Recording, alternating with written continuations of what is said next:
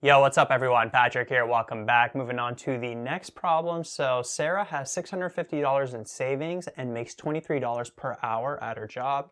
She's planning an 11-day trip with a friend. The airfare would cost $540, food and entertainment would be $460, and then the lodging will be $112 per night that she's gonna split with the friend. What's the minimum number of hours she has to further work to be able to go on the trip? So notice that just in general, in order for Sarah to be able to go on this trip, basically her savings have to be greater than the cost of the trip. Right? This inequality has to hold in order for her to go on the trip.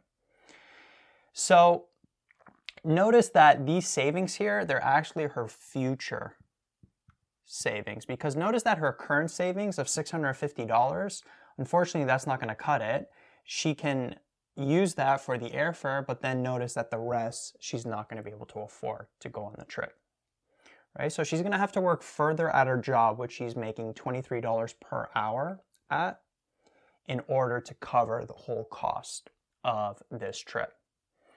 And so if we create an actual inequality with actual mathematical expressions, how can we do that? Well, what are her future savings going to be? Well, it's going to be her current savings of $650 plus 23x.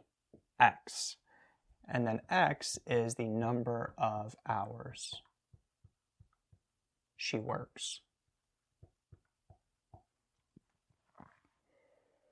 Right, 650, her current savings, plus 23x. And we don't have to worry about any other expenses that she may have. That's not given in the question. Right, so this here is going to be her future savings. So if she further works 1 hour, well, then she's going to have $673 in savings. So this here has to be greater than the cost of the trip. And what's the cost of the trip going to be? Well, it's going to be the airfare plus the food and entertainment plus the lodging. So notice that she's going to pay $112 per night. Actually, she's not going to pay that fully because she's splitting that with her friend every night. So $112 divided by 2, she's only going to have to pay half of that, but that's per night. And notice that it's an 11-day trip. So she's going to have to pay $56 per night for 11 nights, like that. And so now from here, we can just solve this inequality. So we'd have 650 plus 23x. Let's keep that left side the same. And then if you take this, 540 plus 460 is 1,000. 56, 112 divided by 2 is 56, times 11 would give you $616. So this right side would be 1,616.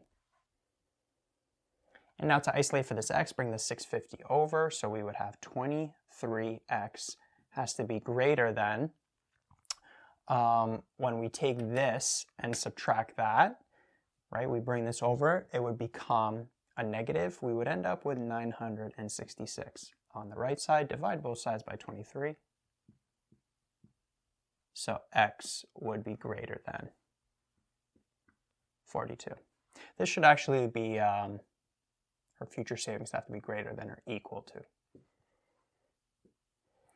Right, so the minimum number of hours that she has to work further is 42. If she works 42 more hours, then what's going to happen is her future savings, if we plug in 42 here, is going to be 1,616.